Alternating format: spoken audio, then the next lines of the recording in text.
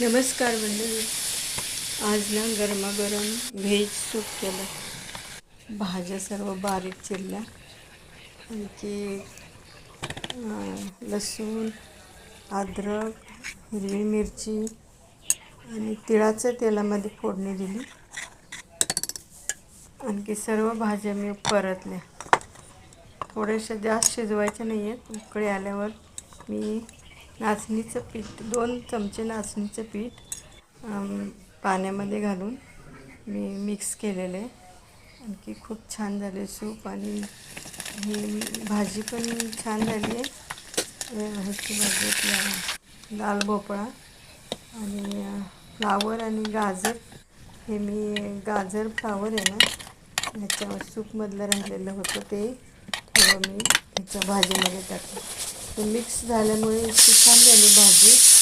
खूप छान झाली आणि टेस्टी झाली. कशी वाटली आजची रेसिपी? तुम्ही पण एकदा नक्की करून बघा. माझ्या चॅनलला लाईक, शेअर, सबस्क्राईब करा. धन्यवाद. परत भेटू.